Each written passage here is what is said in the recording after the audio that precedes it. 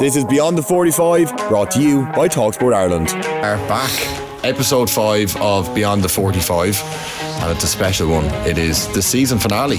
Mugsy, can you believe we're here? We're at that stage. Season 1 done. Can't believe it, lads. Enjoyed it thoroughly.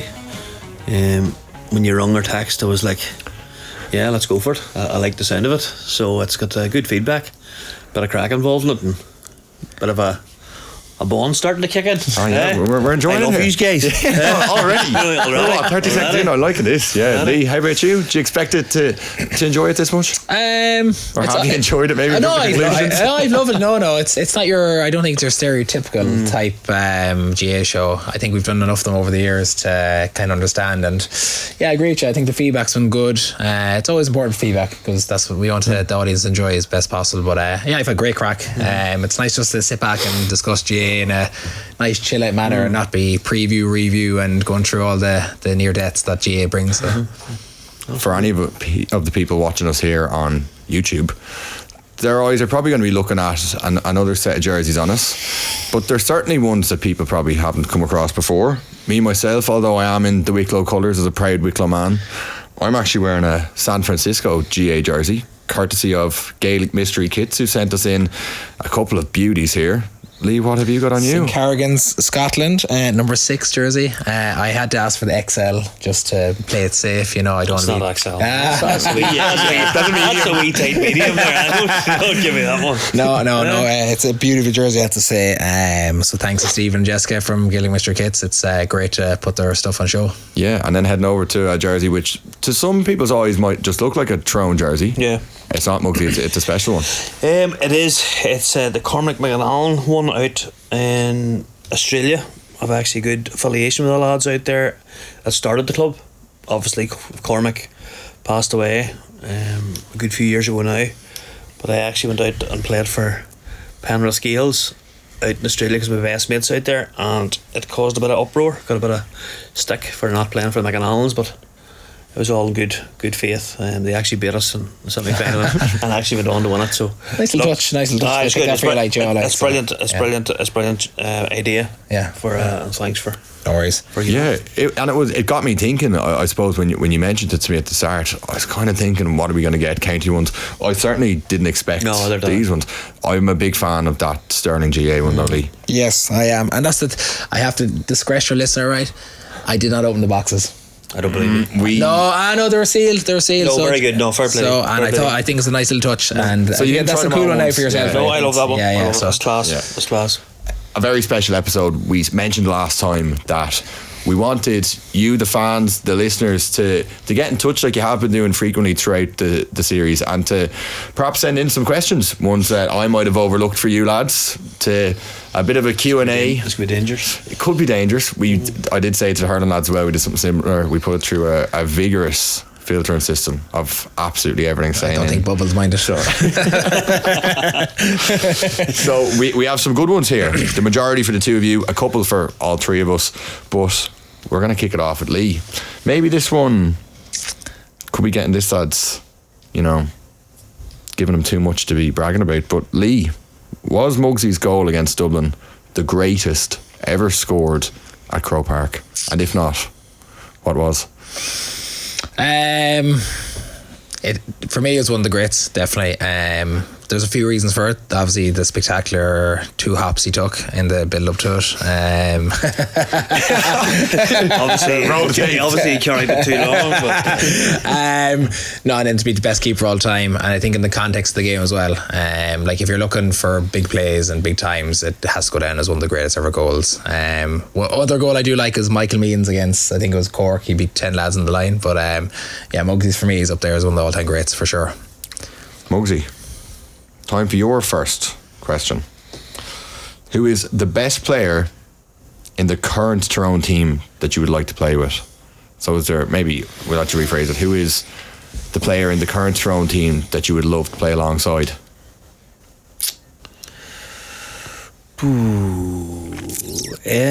There's probably a few that would stand out.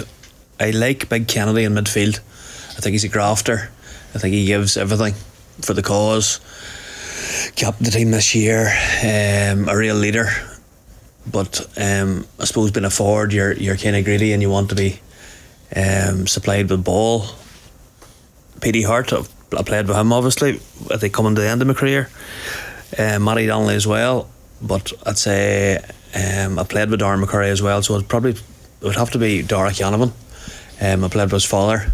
He'd be the same sort of ilk as him, with a great brain and a bit of vision, so probably him for I'd like to play with. Not a bad choice. He's been a tricky season for him. He come to the fore there against Kerry, which was glad to see. Unfortunately we got beat there, but he had a really good game against Kerry, so no, I think Dara will be the one for me. Liam, I'm going to swing it around to you. Obviously it's quite recent that you were playing alongside a lot of people, but I might throw it the other way. Is there maybe a current player on the scene now from any county that you're glad you didn't have to mark? Anyone that you're looking at there? There's only one answer. Isn't there? Well, Clifford is the main. Yeah, I think the more I watch him, the more ridiculous it gets. We were just on about last night. I'm going to give you a compliment here now, right? I'm going to give you a compliment. Anybody I've seen him mark, Clifford been marked by, right? And I watched him really closely on Saturday, and Hampshire was, I thought Hampshire was left exposed. There was a reason for that too, because they focused so much on Paddy and Shawnee O'Shea, and they did a great job, right? Then for inside, but Big Hampshire was showing him the outside. He was going the outside. Then he was showing him the inside. He was going the inside. Then he was winning 50-50 balls out in front. To me, you have to double team him all the time. Yeah, you do, right? But see, he's got the strength in his arms to push you off. He'll mix it with you. And pace then on that side. You and Dermo's confrontations were unreal. I don't think we've met another defender that would push it to the line what you did. Do you know what I'm trying to say? Yeah. You took it to the boundary. I think that's needed. But I think defenders are so afraid to do it because I think they're afraid of getting Clifford angry. I think if you're going to a tussle of that magnitude, I think it's so overthought as well. Defenders already think, right, if you keep Clifford to 5 points, that's spectacular. Brilliant. Yeah, I agree. I mean that. I agree with you. Because when I played as a defender, I'm not saying this smartly, if you concede it, you're under pressure. But I think the way he plays the game, the way he's operating now, if you keep him to 5 points, I think Donegal win the All-Ireland. Absolutely. I remember being in the dressing rooms or in your team meetings the night before we played Kerry stuff. Ricey on the gooch, big player, Mickey Hart saying 4 points to 5 points. You have to get into your head that this man's going to score this. Any more after that, you'll deal with that. And I think that should have been done by Hampshire. That should have been done by Malachy O'Rourke. Yeah. After 4 or 5 points, you have to take him off that man. And it's funny, the first 70 minutes, Hampshire does all right. Doesn't concede. You must thinking this is going to go right, and then it was bang. It was the same in Primroy as well. He never scored for 50 minutes.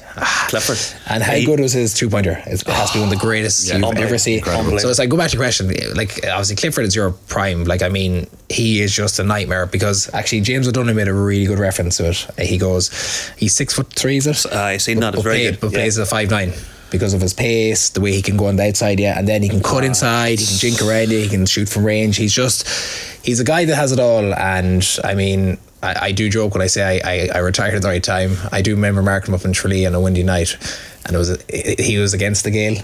The ball never came near him, and I just tapped him in the back. I said, "Thank the Lord." I know, because you know what? Because he has that fear something about him. Mix it, if you're giving it to him, he will mix it with you.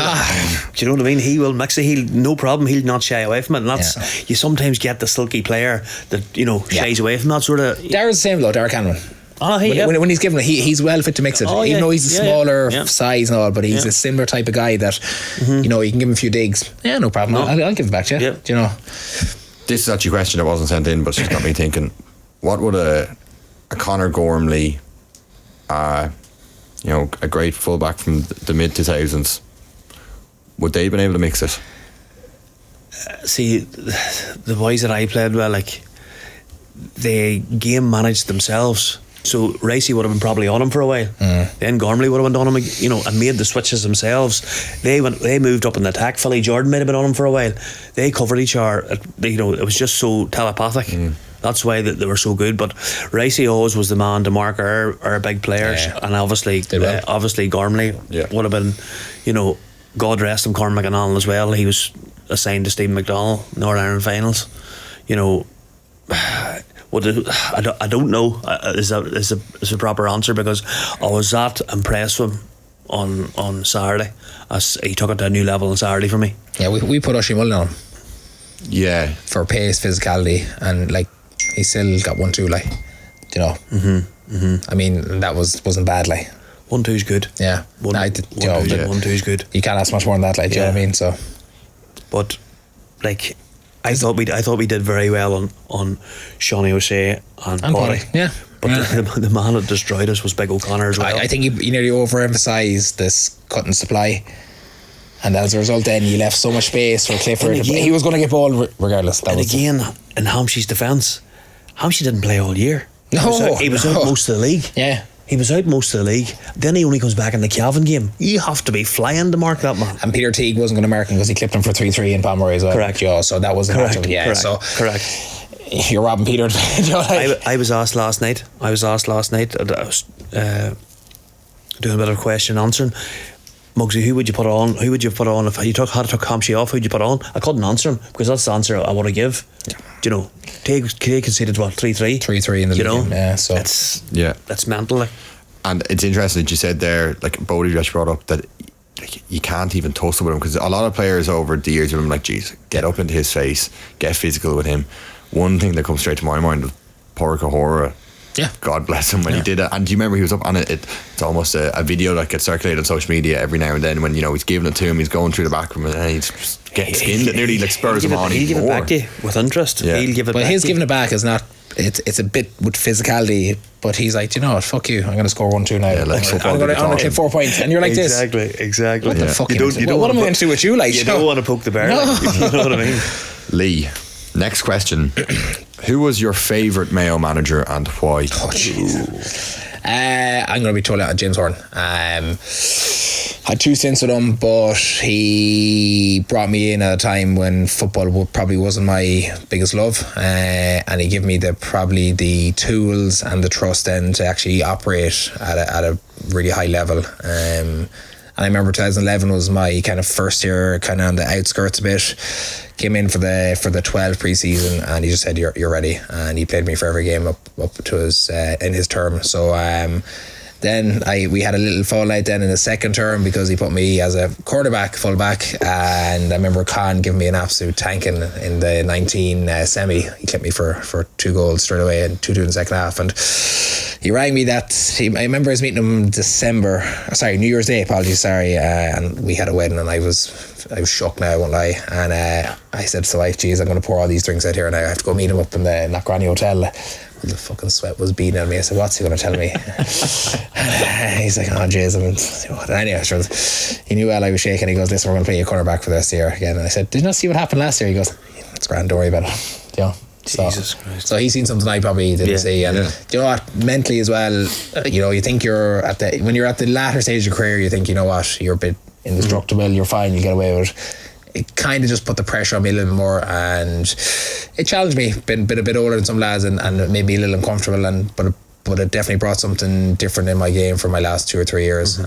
So that's why I'd always say James is probably my top guy in terms of manager. Mugsy, next question for you. Did you prefer a defender to mark you side on, a yard behind, or in front? Behind. So you got the most joy when you were out in front? Aye. I've said this before at one of the very first podcasts. I don't know how people want to be a defender. I just can't get that in my head. What makes you grow up and say, I want to be a cornerback? I've said it in numerous podcasts. You're just somebody's bitch for the full hour. Like Tony Scullin said, you know, if you're a corner forward and you drop it, you're a cornerback. Well, you never dropped it. So. Exactly. So, like you used to run around the field. You can go out to get, you know, centre half forward. You can go wherever you want. This man has to follow you, and I just can't I just can't understand why you would want to do that. Well, see, your logic then, that's why I'd be different too. I'd love the fact I could shut you down if I could, and if I did it, there's like the satisfaction as a defender. I can see that. You have a fourth mentality, but then you're thinking differently. If I clip this book for 4 points, like he's my bitch. I have him where I want it. And that's the upside. Absolutely. Like you're on my Clifford, like you put everybody on, but that's the mentality you have as a forward. And we have that different mentality as defenders that. If I'm ready and I'm going to take you on, if I keep you again, I keep harping on about Saturday the match. Like the guy says to himself at half time, like, what's Clifford thinking here? If he comes out at half time and sees Hamshy get over to him, he's thinking, what the fuck's going on here? Yeah. Do you know what has gone on here? Surely he can't be on me. But that's it brings you back to PJ Quinton tells a story. Great cornerback for Tyrone, Moortown man. He was marking Skinner Bradley from Derry. And I think he clipped him for maybe 4 or 5 points, and Skinner comes out the second half and PJ comes over to him and says, fuck off now. He says, you can't be still on, can you? You can't be still on me. He says, go over and tell him I can catch himself on, will you? I don't think PJ will maybe tell that story, but I said, he came in and told us after the match. I was like, fuck me, that's fucking brilliant. You can't be still on here, mate. So it was good. You always had a good banter. You always good banter defenders. Question for the two of you. To start off, Julie. You did mention Con 2019 there, but who gave you the toughest game you've had, or who did you get a run around off the most? Con. Went into the game kind of not at my fittest or my peak, but enough to be comfortable. And again, when I was told I was marking Con, I was excited. Joe, again, you're not marking Jeremy Conley for a change, and it was a new challenge for me that you're going to mark Con, who for me is as elite as a forward as they get. I have him in the bracket as Clifford, to be honest, and people say what they want, but I just think he's just unbelievable in terms of what he does. He's a lot smaller than you'd hate, would he be? Smaller, but he's built like a brick house, and he go through. So first half went great, Joe. I was feeling comfortable. Fuck me, lads, that 15 minutes after half time, I had a headache that never left me for the game. In what way? Just out in front and just they just started kicking the ball, and when he did the backdoor cut me and caught me cold, and I said, fuck it, right, that's okay, it's one goal, it's fine. Fucking 3 or 4 minutes later, he got a 1-on-1 lovely ball inside him, and he just left me in my hole. And I remember just going away, and I said to myself, fuck it, you're not as good as you thought you were. Do you know? Again, that's the cornerback thing, fullback thing. And I remember I had to mark him then a couple of years later in 21, and I just said, you know what, fuck it, sure, why not? This is why you play it, and this way you're training. And he got the better of him. I don't think he was fit that day, but Con gave me a master in how to prepare for marking the best inside. When I marked Jeremy Conley, he was on the outside. You always had that bit more protection. You're putting 1-on-1 last line. But Lee, you're in there like. You played free flowing football. Like you were gone. You were gone in attack. Everybody was gone. Like, did you not feel that you had protection in there? Like, you and Con and a lot of space in front of you. That's your worst nightmare. Oh shit! Jesus Christ! I find out. Your worst nightmare. But see, the other side, Mugsy, I always said we couldn't beat Dublin the other way. It had to be that all gone. Had to be that risk, or else we wouldn't have been in Irish or Dublin. That's just been honest with you. Like so, but no, I got the worst lesson but the best education about being someone's bitch. Not as bad. Mugsy, for you, is there a game, a player that stands out that really gave you nightmares even afterwards? I had a tough time every time we played Derry, our biggest rivals. Well, biggest rival to me, I went to St Pius's in Markerfeld as a Derry school, and I went to Dromone primary school, so it was always my mother's Macarad Derry woman Glen. So I would have been marking the likes of Kevin McGuckin, Niall McCusker. I always had a really, really hard time with them. Niall, physical, very physical, but Kevin was a real cute defender. Like Sean Murray Lockhart would have been in Peter all the time. Good defender as well. Very good, very good. And Kevin would have been me. He held me scoreless, I think, in Oma. In one of the games in the championship, they beat us. I think it could have been 2006 maybe, after our Ireland they beat us the first round in Noma. That's right. He held me scoreless. Obviously Francie Bellew too, probably All Ireland finally got the better of me. He only scored 2 free kicks. Physical though. Aye, same thing. I probably got too caught up in the full physicality, Right. giving it back to him, and He loved that. he just sucked me into that. Was that the way to quieten you? Was it that? I've heard different ones saying that. I've heard different ones. If you get into his head and get into, give him a few digs, and he'll come back at you. It used to be probably the club games. It was out there. You're trying to protect all our young players and stuff, and obviously you get involved, and you don't want to be shying away. That's the way I felt, and you had to look after yourself in there because you were working the big players. It was probably the first time really. I wasn't really a big fan of watching back in the day DVDs and stuff back there, so I hated that. I hated the video analysis sessions. I absolutely hated it. But after 2003 we drew them again in 2005, the semi-final, and I said to myself, I'm going to watch this. I never watched the All-Ireland final again, so I'm going to watch what happened. He was always so close to me. Oh, yeah. He was always so close to me, and always pulling boys forward and back to cover himself. So I said to myself, right, I'll keep in the move the whole game. I'll keep in the move in the semi-final in 2005, and I think I got the bottom that day. I think I got 5 points. 5 points off him. It's alright. It went the total reverse. I shook his hand after and says, good battle, it was great. So I suppose it started you getting more tuned in. And Those battles are where you learn a lot. I said it for years. Like you can go in and sulk about it and be a baby and say, not at all. Or else you can take it as a learning and say, do you know what, that's the next level I need to get to. That's the type of defender that if I get the better off, I know I'm in a good position. We had some good, even in the league. Me and Francie would have worked each other, and it was like he was. Don't get me wrong, and I know a couple of players have been completely killed by him, and everybody said, he's dirty this, he's dirty that. Don't get me wrong, he wouldn't grab you the jersey, it was the skin, it was the skin, and see if there's a chance for a 50-50 to nail you, he would nail you. But I had never he's not going to drive you, he's not going to hit you a box in the mouth. Do you know what I mean? And I didn't an honest tough guy. He would have obviously I've seen a couple of clips of him doing Mickey Linton in the club game, but at the end of the day, me and Francie had good battles, and you're the better player for it. Yeah, 100%. I always said that. Yeah. When did you feel you reached your prime? When did Lee Keegan play his best football?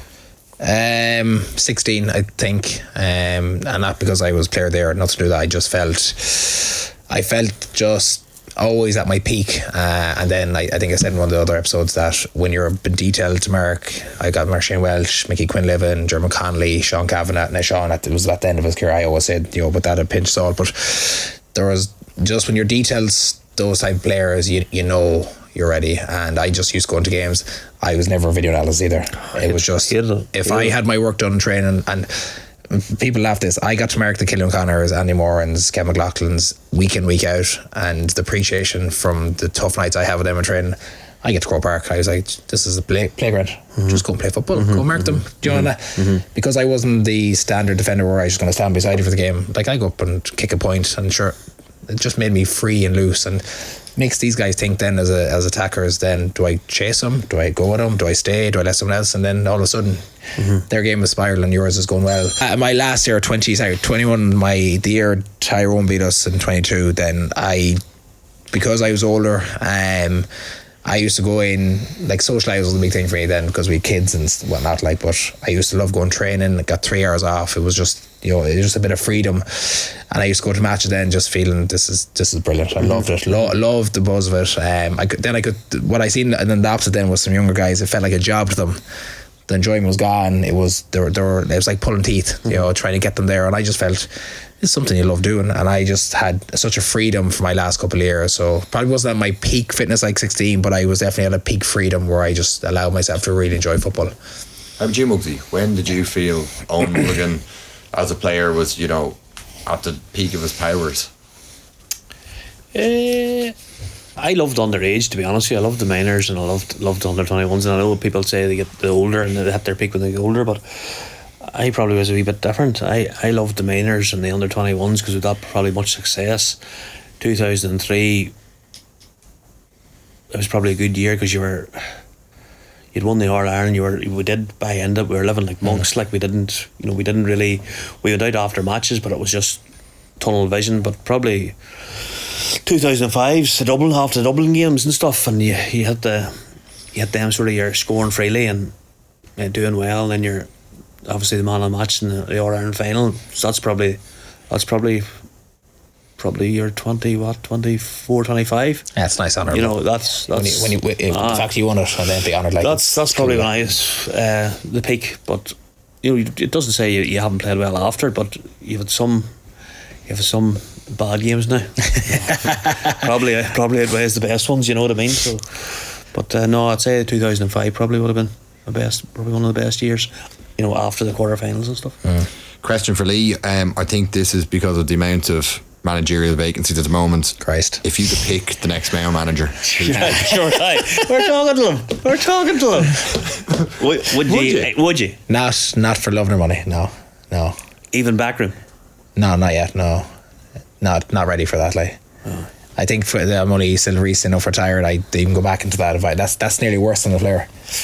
Time sensitive eyes. I don't know. Maybe you're free for a day. No. If you went in, would you bring the two of us? Lads, we'd be playing junior before we knew it. I don't know. Who would I like? Christ, this could drive people up the. Do you know what? Listen, just because he's a past player, he's a great energy about him. I think Andy Moran would be a nice fit. And he hasn't shied away from saying that before. I think lads know him, they respect him, and even listen to the modern group this year in particular, that he's an energy and that kind of affection and emotion towards players that's hard to replicate. Sometimes you go in as a manager and you're black and white and it's very straight face. I think Andy is very kind of emotionally attached to players, and he gets the best of them. So for me, he'd be a great candidate, but the Kent word could go with anybody. Do you think the Mayo job, it's a certain type of character as well? Do you feel like it's different to a lot of other counties, that you need to be a different sort of character as well as different manager? I text someone today, like, you can either do a Lord of the Rings trilogy on Mayo and try and manage them, because it's I think people need to understand, like, there's such complexities with Mayo.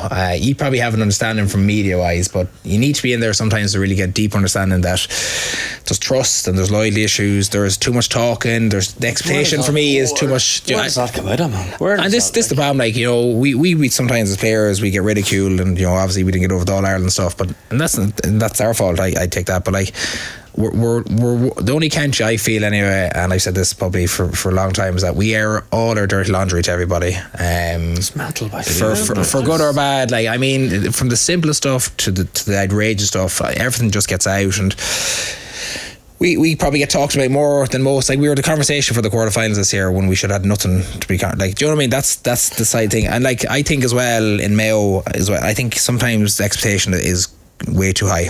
I think we need to not lower it. I think you obviously want to win the big ones and stuff, but we haven't won a Connacht medal now in a few years. You know, we won a league, we got to league final. It doesn't cut it. Like, we need to win provincials. Goal have won 4 in a row. So the likes that needs to be a realistic expectation. Like, we're on about All Ireland for the last few years, and I felt really sorry for Kevin in particular, because they're trying to put him against the group that we had for years, and it's just not reality, because we lost a lot of big figureheads to that group that didn't get over the line. We were very close. It's very unfair to ask the same of the group that was in there now. So I felt sorry for Kevin at times. I think his writing was on the wall this year, respective, because he hadn't won the provincial. Again, like, Kevin is a great football man and a very proud Mayo man. I thought it was really handled badly. So listen, I think whoever's going to go in there is going to have a tough job. That's just been straight up with you, and I wish them the best, because they're going to be working with tough people. They need to be given time to integrate as well. I think this whole thing about All Ireland needs to just be cut for now and start working on the short term and see what that brings us. What's the youth like? The youth's great, Mugsy. Like, we've really good young talent there that we can work with. Like, we got to minor semi-final this year. We got to an All-Ireland 20 semi-final this year. Kerry beat us, a really good Kerry side that pushed you well. Do you know what I mean? Yeah. Or minor, apologies. Our 20s did alright too. Like, so there is guys there. It's just about managing them and getting them in, and I don't think we do that well at the moment. I think they're really well coached underage, a lot of them. It's just we need to exploit them now to the bigger stage. I think we're still very happy to pick the same players, maybe because they have a bit of experience, where sometimes I like to see some of the youthful guys come in and let them at it. You know, I think we learned. You know, you're on about what's your peak. Your underage is class, he said. There you go, stick them in there. Too loyal, do you think? Possibly, yeah. Tough job to manage though, but I wish whoever's the very best. What His was backroom team next week now. Politician, I'm going Dillo. Keegan goes in the Mayo card. Luke Delaney, Marishka? Yeah. We're afraid of. Telling you. What's the feeling like in Mayo after his dismissal? Because I feel like the wider country were almost in shock over how you handled, you know, a great footballer man like Kevin McSay, and like you said, a very proud Mayo man. As a Mayo man yourself, what was the feeling like? Like, it was quite disrespectful, I think. Not to put words on anyone's mouth, though. Yeah, it was. Just the way it was handled, I think it was very... I think it was disrespectful, but it also lacked a lot of class. And then I looked at the way, like, look at Antrim, right? Not the biggest football country, but they had enough dignity to, like, say, Andy Mackley, thanks a million, great job. There's the reason why you left, you know. Where I think with Mayo, they tried making this kind of point that we're going to make the decision now and we're going to go somewhere else. I think they didn't really think about it logically. As particularly with someone like Kevin has been with Mayo since very young, and he's contributed hugely to Mayo football overall. So I thought, you know, even there was no review, there was nothing from the players, nothing from the manager, nothing from the county board to say, well, this is going on, we're looking at this. I said Kevin's time was probably up. I'm not saying that, but it's just the way we handle it was just so poorly. So I just feel the next side that goes going in, it just will be difficult, because it's just trying to manage everything between the top level of Mayo to the players to expectation and where they're going to get to. And but it seems, Lee, that the players always buy into it, is it not? Or maybe I'm wrong. Into, like, whoever comes in there, the player. It's not the players that's been disruptive, is it? No. Players will play. Players will do anything for the management or whoever's there. That's never been an issue, and I can say that straight up. Like. Has there been distractions over the years? Yeah, there's distractions, but there's distractions in every camp from year to year between different bits and pieces. Like, but I just think our laundry needs to be I rather kept in house and let's deal with it. We're always national news for whatever reason, and that hasn't changed from the time I was there. And we used to get great kicks out of those players. Actually, funny enough, like we used to make jokes about it, because if you didn't laugh, you'd be crying about it. Do you know what I mean? Like, Tyrone and Mayo played in the All-Ireland final. This is my take on this. And Big O'Shea 21. And Big O'Shea's running around in a pair of red pants like a week before it or 2 weeks before it. Like, surely that would be more of a distraction. But surely you should have your zone in head in. I know Brawley went to town on it. Do you know what I mean? Like, the lad can do whatever he wants, no problem, but don't do it before the All-Ireland final. And I think he's come out and said that as well. Timing was quite poor. Like, Joe, from my point of view, like, I mean, like, if that was us, the fucking players would go mad at him. Like, yeah, and like, I suppose Ado would have disappointed himself, because he's our senior. Don't get me wrong, he had a great body, and yeah, pants are class. Don't get me wrong, you know, it ain't street. He did say timing was extremely poor, like, and he did put that up, and that's not what we lost, though. No. Fair enough. And I would stand by that. No, fair enough. We lost because we got sucked into the narrative of we beat Dublin in the semi. We didn't have to play against Tyrone. We beat them by just turn up. That's how I felt today. And we didn't. We got 20% of what we probably got 80% against them. So, next one. Question from Mugsy. Thank the fucking Lord. Give him the next three. Here's the confessions here. Mugsy, do you have any other stories similar to the one about Peter Canavan and the Adidas deal? Did Nike come knocking as well? Mr. Suit. No. Here comes the Men in Black. No. For anyone who doesn't know it, there was a great story about you getting Peter pulling your leg. I was caught hook, line and sinker by Peter. No better book. He caught me well with Adidas boot deal. I've told it in other podcasts, but long story short, he set me up for the boot deal, and I went in with a suit to the bar, full suited and booted, and said that what he called that the salesman was coming to meet me, and blah blah blah. Long story short, photographs were all around the changing rooms, and he came out, shook my hand. But later down the line, then we reversed it, and we got. He'll not mind me saying this, he's living in America, doing very well. He lets me use his box more than often. Mickey Coleman, great man, great crack, great friend. But we got Mickey, so we did. We got him with a Umbro deal. We didn't dress him up in the suit, but we just got him over the phone. We got the boots and all delivered to the pitch and all, but we got him. We says, look, Mickey, you're playing very well. Would you like to? We're trying to break into the market. Umbro were more of a soccer boot, but we're trying. Like, he was like, no problem at all. No problem at all. I'll wear them. He says, well, you know, it doesn't matter if this boot's not comfortable, I'll not wear it, blah blah blah, no matter what the money was. So the same fella that did Adidas salesman, he was the Umbro salesman. He's so major. so God rest him, he's Buzzer from English, God rest him, he passed away many years ago, but he got Mickey as well. Mickey was rambling off about, I'll not wear these boots, and you know, no matter what. He says, well look, what size are you? And Mickey says, I'm 11. And he says, well look, no problem at all. Buzzer says, these only go up to size 10.5 anyway, so they'll probably they'll probably be too tight, and he will maybe go somewhere else and take the 20 grand somewhere else. The phone went silent like. He says, what do you mean the 20 grand? What was that? He says, well, we were going to give you 20 grand for wearing the boots. And he says, well, come to think of it, he says, I have a pair of shoes in the house, size 10.5, and they're a snug fit.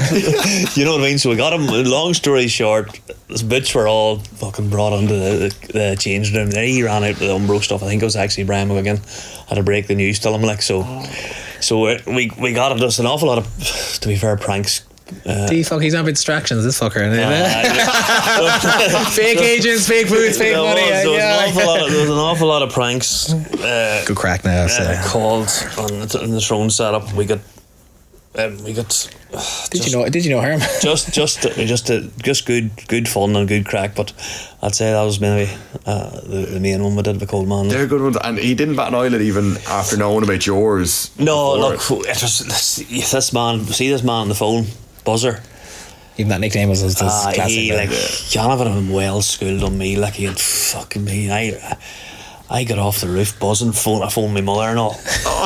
Mummy, iron the suit for me. Where are you going to? You're never going to guess. I'm getting this Adidas boot. See them black shoes? Get them polished and shined. She phoned me dad. She phoned everybody. I telling the barmaid and all that. It was a funeral, not a deal. You know, I still cringe over it. Did you ever get Canavan back for it? No, he got me back because we stole his phone. His phone dropped out of his pocket. I think it was Philly Jordan handed it to me. And it was the new Vodafone ones. There was a flip up one. We taxed everybody, like we taxed every couple of big names. We taxed his wife. We taxed everybody, but we taxed Father McAleer. He was still involved. Look, he could be look. I'm not happy with this dinner, whatever it is. I'm not happy with this dinner. Could you meet me in room 10? Next of all, Father McAleer sprinting past him like this here, look, you know. Peter the Great wants me. Look, he wasn't happy at the time. The phone was kept away from an hour, and he wasn't happy at the time. So, but it just the wee bastard just was like lesson learned. Don't mess with him because he got me one of the best I've been got. And my guard's usually up. Well, pity it's hard to say no to though. You know, so no, good fun, good banter in the Tyrone team. Okay, we're nearly there with questions. Second last one for both of you. Can start you, Lee. Dream guest for season 2. One from GA World and maybe one not to with GA. GA. We actually mentioned before. I'd love to get James McCarthy on. Yeah. Type of guy that doesn't do a lot publicly, but he'd have a great story. I'd say. I'd love to hear his mentality, Dublin. His thoughts on the battles he had over different teams. I think it'd be fascinating, to be honest. Just a guy I love watching play. Hate to play against him because he was so fucking good, but I used to have respect for him. I think it'd be a good crack as well, actually. Yeah. How about you, Monkey? Anything you think of GA was? I would have to go for Clifford. Yeah. I'd like to. We said him too. We actually, while we were waiting for you, we said Clifford. I'd actually like Clifford. I'd like to, I'd like to ask him a few questions, good questions. What do you do? How I think he's went from this to obviously a superstar. You've seen him photographs outside Croke Park. He stays around. He seems a humble guy. Handles so well. You know what I mean? He's handles himself really well. You never hear any bad reports about him. There's bound to be some sort of faults in there. Like there's bound to be something. But we'll find him again. You'd like to find out. You'd like to pick his brains on what do you do. what do you do for training? What do you do this? What do you like? What do you like? Just for the young ones to listen to and say, right, I want to copy that. And who's going to be the next David Clifford? Well, yeah. Hopefully, season 2 we'd be. It'd be class. Nice, fascinating character. Yeah. And then maybe one away from the GA world that you would like. Go on, Mugsy. Well, my absolute hero is Stephen Gerrard, but absolute hero. Like, I absolutely love him. Like, I think the chances are very slim right now. But he's just the king in my eyes. It might not be that far. I know for a fact Conor McDonald from Beyond the 65 has some connects to Liverpool, so we might have to. I look.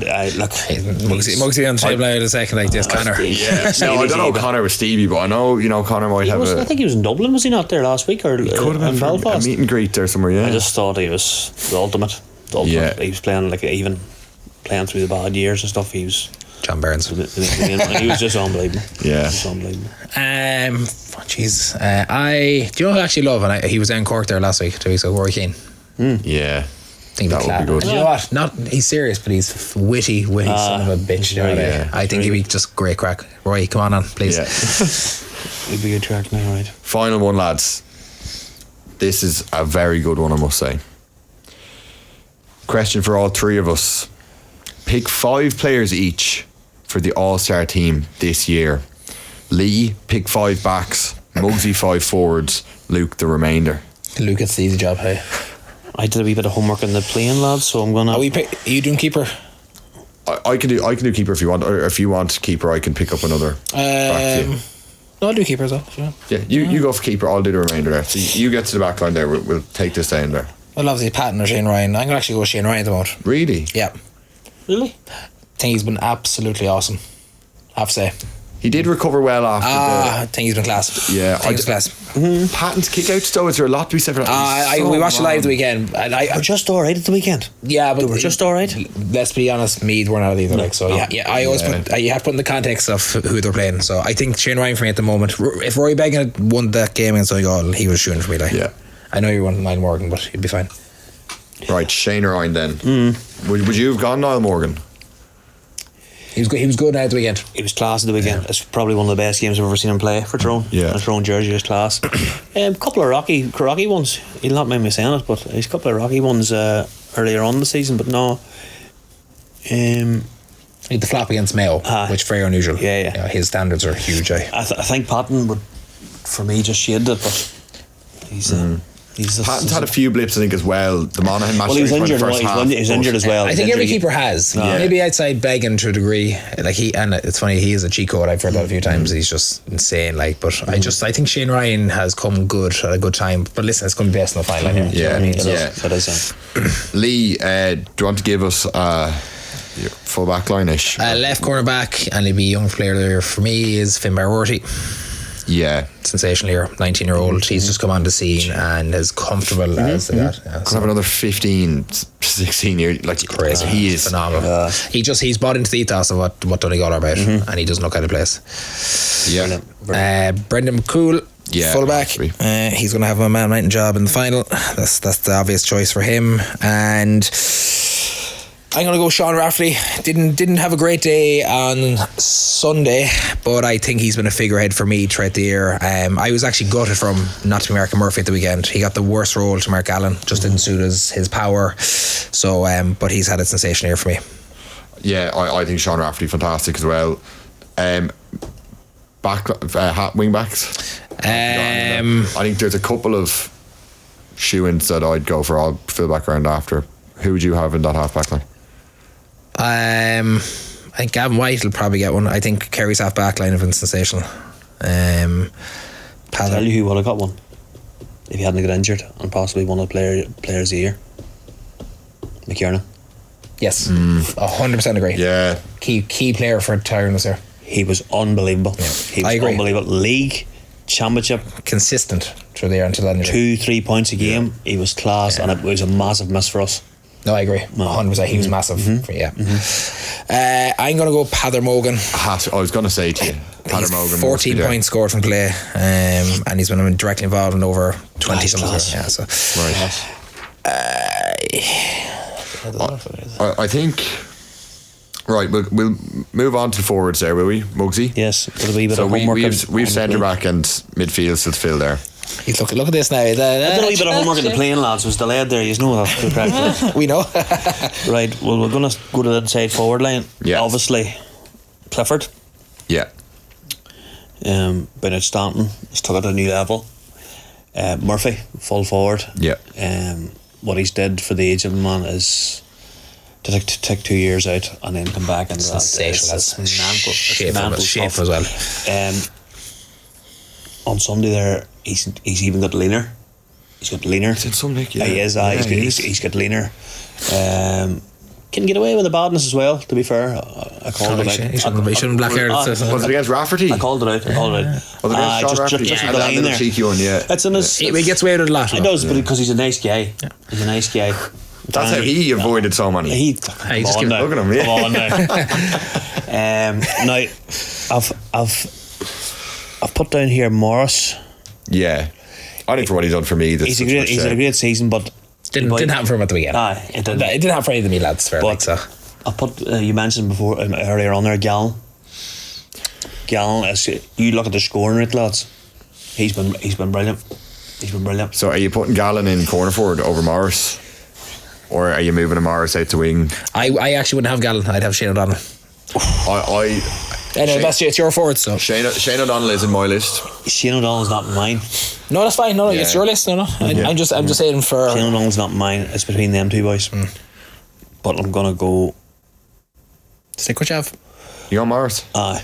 I know, I wouldn't question that. Yeah, I think he's been key for, and his recovery as well, lads, from the injury. Yeah. Yeah. Mad, like. Kieran Thompson, centre half forward.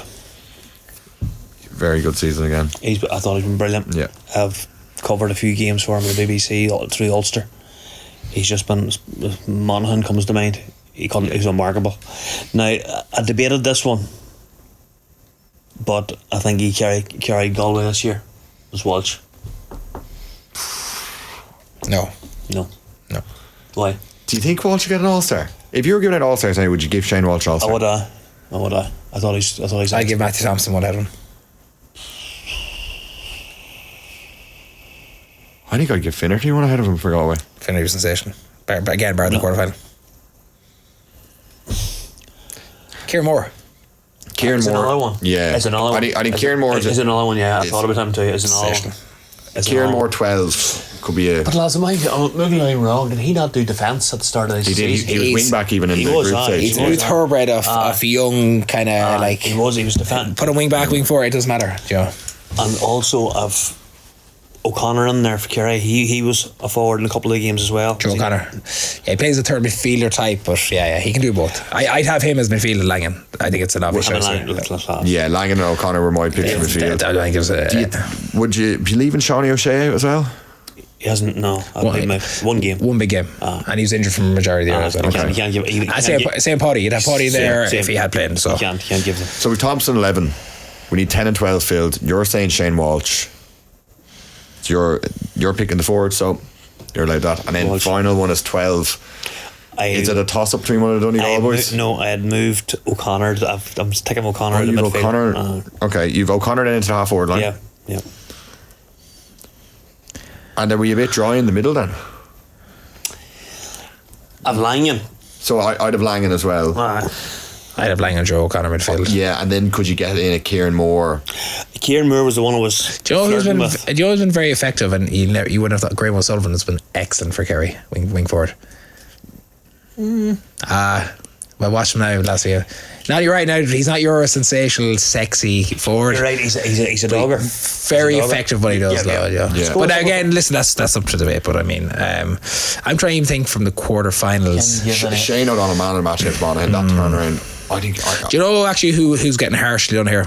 Michael Bannigan. Yeah. What about any Armagh players? No, too far gone. Grugan probably would. Grugan. It would be a shout. Yeah. I think Bannigan has been one of the best forwards in the country for Monaghan, and then what he's done. But Grugan's had a better season. no, I'm not saying you get one. But if you're trying to fill, Grugan's had a better season, Shane Walsh. Absolutely. No, Walsh is better season than Grugan. Come on now. He has, like. Shane Walsh against Down and Armagh was sensational. And then when we needed him against Meath, he wasn't, But again, there's always speculation, injuries and stuff. But So are we sticking with O'Connor in the half forward line? Yes. Right. It's you're doing midfield. I know, but there's my midfielder gone. I don't know. Michael Langan. Now, I do think, I know it wasn't Meads' year. I thought Brian Menton was brilliant. When he went off the weekend, I don't think it would have mattered, but he had some stability for that I think the midfielder. writing was on the wall when he went off, and coming back playing for Robbie Brennan. Yeah. I think he's a real underrated. Oh no, he was brilliant. Even in the 10 minutes he played the weekend, he was very good, like Joe. Man Mountain. Yeah. Now, don't get me wrong, it wasn't going to make a blind bit of difference, but at least had some stability around the middle for that time he was there. Like True. I'd go Langan and Menton then out of them two midfielders. Yeah. I think Langan's and then we've Langan's player of the year for him. So I mean, it's a dead stone. Yeah, absolutely. Irrespective of the All Ireland goes, he's been sensational here. Like so, centre back. What are we thinking? The one guy I'm missing out is Kieran Caulfield for me. Yeah, I thought he was had him on the list. Hard to disagree with that Mogan and. They always give one a quarter final one. They always give a quarter final. An All-Star that quarter final. They always do. Yeah, they always do. From that quarter final, then you're looking at the likes of. There wasn't any spectacular. No, that's your problem. You see, like, Joe. I know. I think the Kerry will get another. I think two other half-backs get it. Yeah. So, a White and Thomas Sullivan. No, not Tom. No, not Thomas Sullivan. McHugh. I know he's not centre back. Centre half back, but Brino Bugliocco though as well. I rate him very highly. Yeah, it's a very. I was gonna put him in there when he couldn't say his name. Brino Bugliocco. I think he's fantastic. There's no guilt up then there, right? Yeah, the points he got within the quarter final. That's class. That was a shout. That's a shout. Yeah, that's a shout. I'd be happy to go Brino Bugliocco. Yeah, I think he's been brilliant this year. Yeah, that's a right. Shout. So you can't put Mike Breen and I can't put Mike Thomas Sullivan because Mike Breen came back from injury the weekend. Thomas Sullivan got injured. He's missed most of the year. There's no justification for them for me. Like so. Right. Do you want to hear our team? Yeah. We've got Shane Ryan in goals. We've got a full back line of Sean Rafferty, Brendan McCole and Finbar Rorty. Half back line, Gavin White, Brino Bugliocco and Pater Mogan. Can I just stop for a sec as well? This year of all years has probably been a real tough year for defenders with the new rules. Yeah. So you don't have, it's gone back to a bit old school where, and the reality you just have to defend, that's why. You have to defend. And our way of thinking is we never had to defend because we've had so many people left. So that's why it's hard to pick defence at the moment. Like that's true. Yeah. Midfield, Michael Langan, Brian Menton. Half forward line, Shane Walsh, Kieran Thompson and Joe O'Connor. Joe O'Connor was midfield for me. I can't believe it. Anyway, go on. I do feel bad on Kieran Moore here. They have to get at least 2 All-Stars. They got the semi-final. That's what's going to happen. They have 3 here in this team. Okay. Jordan Morris, Michael Murphy, David Clifford for forward line. Yeah. There'll be 4 of that, not even near the panel or the team after the All Ireland. Because you're listening to us. No, but the same Mugsy just have to fucking put Shane Welsh in. No, give him player of the year. Give Walsh player of the year. Yeah. Right, can I ask you then, player of the year, young player of the year, quickly? Finbar Rorty, young player of the year. I love him. I think he's class. You can tell by the man in the match. I didn't. No. Petey Hart. No, Petey can't get it. I don't know. I think he's brilliant. Himself and Kieran Moore, definitely. I think Finbar Rorty, I think just because he's 19, the way he's come in, developed, he's just had a brilliant year. Mugsy? I would agree with the 2 Donegal lads, yeah. Donegal lads. Moore, I liked him in defence. I liked him in defence, and the way McGuinness has put him at 12 now, he's very effective. His finish was unbelievable the weekend. Class. It was unbelievable. So composed. So I'll go for Moore. So it's a toss up. Even though he didn't make my team there, but I'll go for Moore. That's why. Shameful. That's why I didn't put him in the team. Yeah, you're waiting for that. We know what football there is anyway, so there's no way even to spell it like. Okay, we're going to do a bit of a quiz to finish on. 2 of you, 2 fantastic Gaelic football brains, but this isn't just Gaelic football. We have some Irish sports. We've got some Premier League. We're going to find out who is the real sporting brain on Beyond the 45. I got a bit of slack on Beyond the 65 for our quiz, for being a poor quiz master. So I'm telling you, I'm going to be ruthless this time around. We'll call him out. Let's do questions this here now, man. Mugsy, question 1. Armagh finally won their first All-Ireland in 2002. How many times did they lose in the final before that?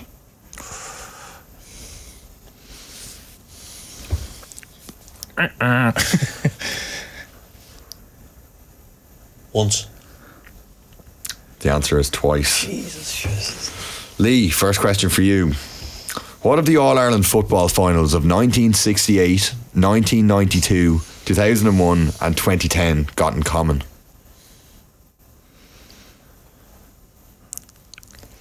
2010 was Cork and Down.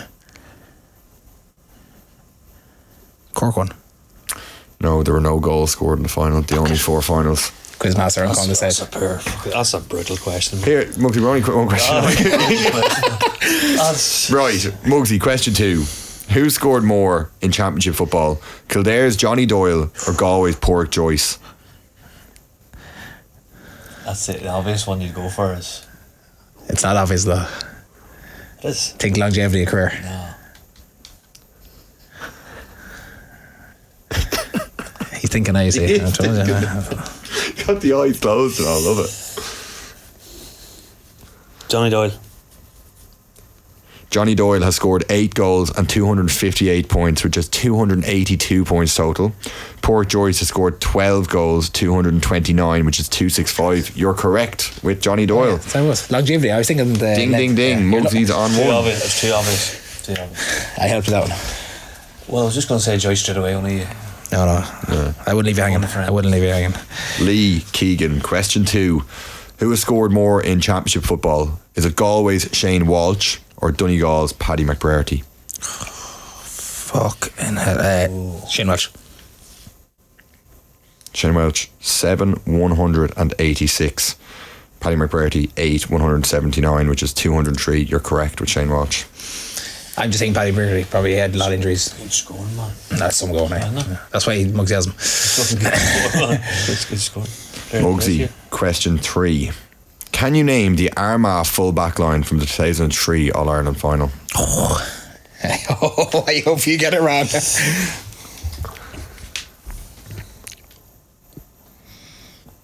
Bellew, McNulty, and Andy Mall. Yeah. Get in there!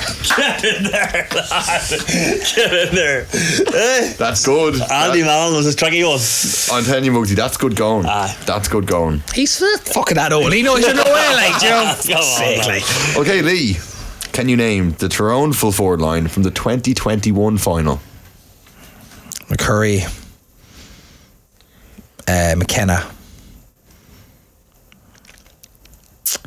Oh, it's not. I'm Mark McKenna. Yeah. Full. Was he full forward? Fucking was. McCurry. Oh, if I think it's Matty Donnelly, but hold on. Because Dara came on. No. Time, please. Time. Dara came on. Colin McShane came on. Oh, it's not Matty Donnelly, is it? I'm going to push for a final answer. Matty Donnelly. 13, Darren McCurry. 15, Conor McKenna. 14, Matty Donnelly. It's good. It's 2-2. After 3 rounds, we are now moving away from GAA and we're going into some Irish sport. Mugsy, question 4. Who has more caps for the Irish rugby team? Is it Rory Best or Conor Murray? Rory Best. Rory Best has 124 caps. Conor Murray has 125. It's incorrect. Ah, Jesus. Won by fuck me. Quizmaster boy. Jesus. Yeah, you won't be insulting my first questions anymore. Lee, question 4. Who has more caps for the Irish football team? Steve Staunton or Damien Duff?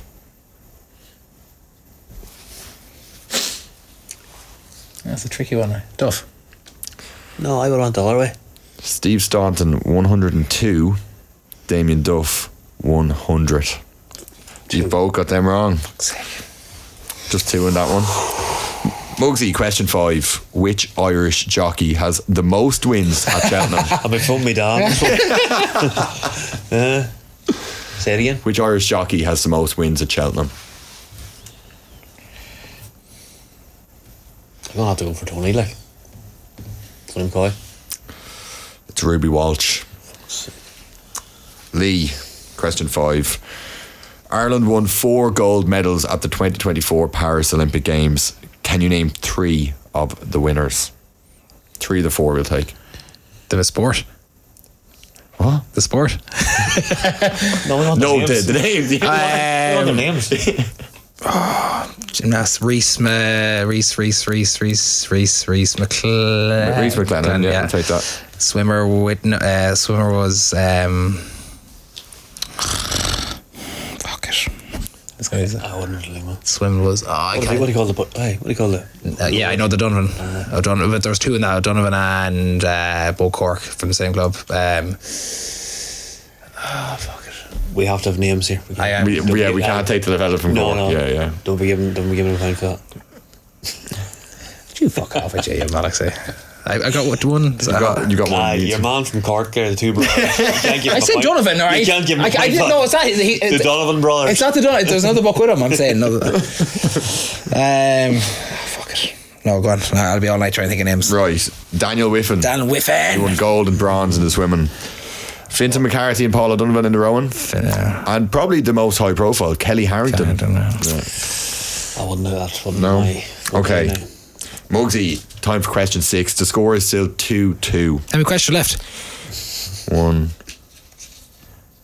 2, 3. 2 each left. Okay. Still all to play for. Mugsy, Cork last won an All-Ireland Football Championship in 2010. But who did they beat in the final? Down. Because I fucking told you the answer.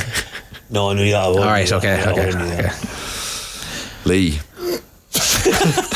Galway last won an All-Ireland football final in 2001, but who did they beat in the final? Meath. Yep. 3-3. Kildare in 98. Poor Joyce kicked 10 points. Go on. Yeah, there we go. Bonus point. Okay. Now we have the final round. It's called Who Said This? I want nothing to do about it. I think it's a disgrace. I think it's absolutely disgraceful. Then Mickey Hart jumping up and down, and then afterwards as if they've achieved something good. I'll tell you what they've achieved. They've achieved something absolutely rotten. Is that for me? He went on to say, you can forget about Sean Kavanagh as far as he's a man. What he did was a disgrace. Tyrone are a team that is cynical, absolutely cynical, and what they're doing is destroying the game. Who said that, Mugsy? Joe Brawley. Yes, correct. You didn't even have to name the second sentence. I was like, JB. Shot me. Okay, so that is... Do you know, I thought it was going down the Eamon Dunphy route there. I thought that's mad for it. Like, puke football. Right, Lee. Ah, jeez. I can actually clanker now. Like, watch it. I don't want to see a game which had 72 frees, which must be a record for a championship game. That's the equivalent of 92 frees in a soccer match or 82 frees in a rugby match. It was like kids playing in an overcrowded schoolyard. This is not the game that I love to play in. Yes, you just mentioned it. So, lads. I remember reading the piece on it. Yeah. Come on. Well, it's ended 4-4. Good way to finish the season. It's a nice draw between you there. A lovely token there. It leaves us open to another series. Another little round. So we were thinking maybe a bit of a pub quiz we could do, which is we welcome up to Cookstown. We'll welcome you Open Arms in Mulligan's Bar, no problem. There we go. Toby's in Westport anytime, lads. So we could maybe continue this pub quiz somewhere else. I think on behalf of the three of us, I'd like to thank all the listeners, the viewers who've tuned into the very first series of Beyond the 45. I think personally it's been a pleasure working alongside you. We've had some great laughs, some great insights, and no doubt we'll be back for season 2. Hopefully we'll be having a couple of the guests that we mentioned on earlier in the episode. But from myself to you, Mugsy and Lee, thank you for joining me. Same to you, Luke. Great crack, lads. Look forward again. What a pleasure. We'll be back soon.